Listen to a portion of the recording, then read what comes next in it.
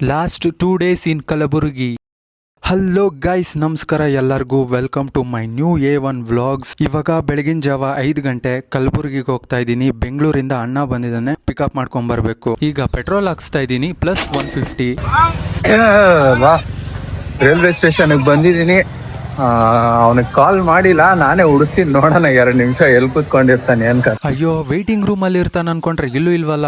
ನನಗಂತೂ ಹುಡುಕಿ ಸಾಕಾಯ್ತು. ನನ್ನ ನೋಡಿ ಓಡ್ ಬಂದ್ ತಪ್ಕೊಳ್ತಾನೆ ಅನ್ಕೊಂಡ್ರೆ AC ವೇಟಿಂಗ್ ರೂಮ್ ಅಲ್ಲಿ ಆರಾಮಾಗಿ ಮಲಗವನೆ. ಕಲಬುರ್ಗಿಗೆ ಬಂದಿದ ತಕ್ಷಣ ಫಸ್ಟ್ ಆಲೂ ಬಾತ್ ತಿನ್ಬೇಕು ಅಂತ ಆಸೆ ಇಟ್ಕೊಂಡ್ ಬಂದಿದ್ದ, ಹೋಗಿ ತಿಂದ್ವಿ. ನೆಕ್ಸ್ಟ್ ಹೋಗಿದ್ದು TC ಇಸ್ಕೊಂಡ್ ಬರೋದಕ್ಕೆ ಅಂತ ನಮ್ಮಣ್ಣ ಓದಿದ್ ಕಾಲೇಜ್ ಕಡೆಗೆ.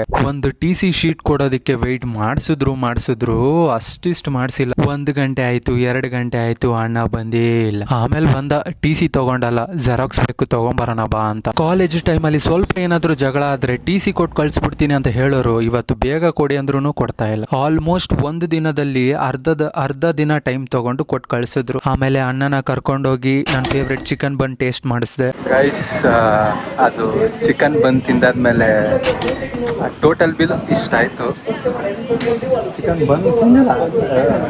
ಚಿಕನ್ ಬನ್ ತಿಂದ್ಮೇಲೆ ಟೋಟಲ್ ಇಷ್ಟ ಆಯ್ತು. ಇನ್ನ ಜಾಸ್ತಿ ಆಗಿದೆ, ಬಟ್ ಯಾಕೆ ಏನು ಅಂತ ಇವಾಗ ಹೇಳೋಕ್ಕಾಗಲ್ಲ. ಅದನ್ನ ಮುಂದೆ ಒಂದಿನ ಟೈಮ್ ಬಂದಾಗ ಹೇಳ್ತೀನಿ. ಇವತ್ತಿನ ಬ್ಲಾಗಲ್ಲಿ ಬೇಜಾನಿತ್ತು, ಬಟ್ ಅದನ್ನೆಲ್ಲ ವಿಡಿಯೋ ಮಾಡೋಕ್ಕಾಗಿಲ್ಲ. ಮತ್ತೆ ಸಿಗ್ತೀನಿ ಮುಂದಿನ ಬ್ಲಾಗ್ ವಿಡಿಯೋಲಿ. Till then take care. ಜೈ ಭೀಮ್, ನಮಸ್ಕಾರ.